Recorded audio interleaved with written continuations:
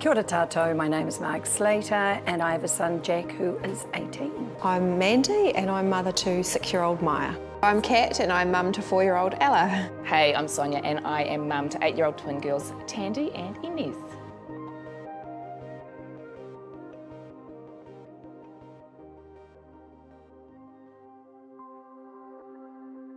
He was put into special care after about 2 or 3 hours after a very, very quick birth, early. All tests before were normal, quote unquote. And he was sick. We were in hospital for a month, poked, prodded, intervention, told many different things, lots of maybes, not really many facts. Yeah, it was very challenging to deal with the whole medical invasion. It was about 2 years ago that I realised that something wasn't quite right with Nezzy, that she was struggling just to be in the world. And I honestly, I felt like I was losing my kid. And I said that to a few people, and I said that to my GP. And it was kind of brushed off. It was, she'll be right, it's just a phase. But as a parent, you know. We finally went private and got a diagnosis of Asperger's, or high functioning autism. But then we're sent away with no roadmap, no, where do you go next? She didn't hit normal milestones, so she didn't crawl. It took her a long time to get up onto her feet. She didn't take her first steps until she was nearly 2. We did a genetics test and she came back with this gene triplication. And then I think that's when I actually got quite worried about her future. We haven't got other children to compare her to. There's nobody like her.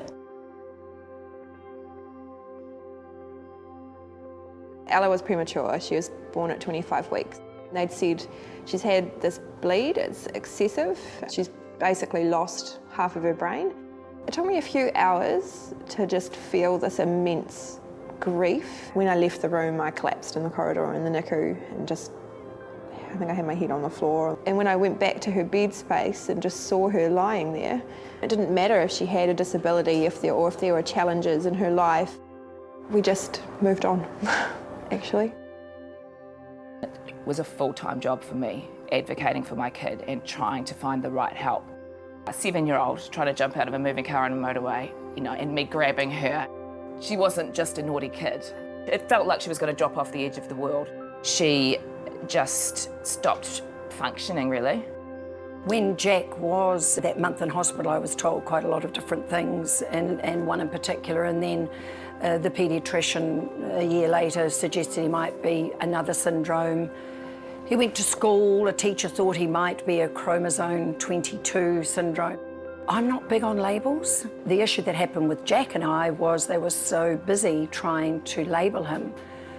All his conditions and his issues went unnoticed. Being labelled was negative and I wasn't going to have a continued negative experience.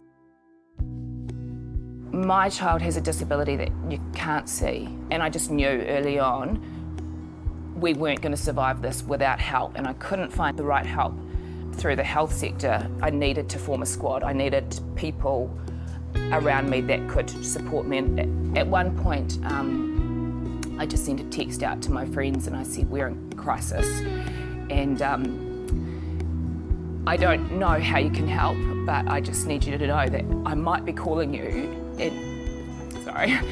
and just needing you in some way, because I don't know how we're going to do this. For me, wanting our child and loving our child, that was actually the easy part, and that's what I could do. And the hard parts that were going to come, it didn't matter because I loved her and I wanted her and she wanted to be here too. Don't beat yourself up. Don't blame yourself. It's no one's fault. This is just part of life. You think the worst case scenario and it's a shock.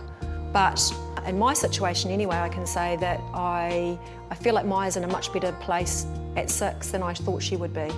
Much better place. It's hard and you need to learn a lot, and then sometimes you need to step back. You just have to step back and go, this is where I'm at. You love your child unconditionally. You're on a journey that's unexpected, but there's beauty in the unexpected, and you will find that. You have to back yourself with how you feel about things and know that you do know. I have been deep in crisis, and the benefit of knowing you're not going crazy and you're not the only family going through this is immense. Support and communities, that's what's going to get you through. There's a fear of the unknown, and that is constant actually, because there's new milestones that might be missed or new experiences you can't really prepare for. But it doesn't matter if you're not prepared, because you just take it as it comes. And what actually happens is you meet this amazing little person and they change and evolve. And they're so different from other children. Ella's gone through this thing and experiences the world in a completely different way. And I can see that in her, and that makes me so privileged to be her mum and be able to walk alongside her as she grows up, because she just looks at the world and experiences the world in a different way, and it's a little bit magical, really.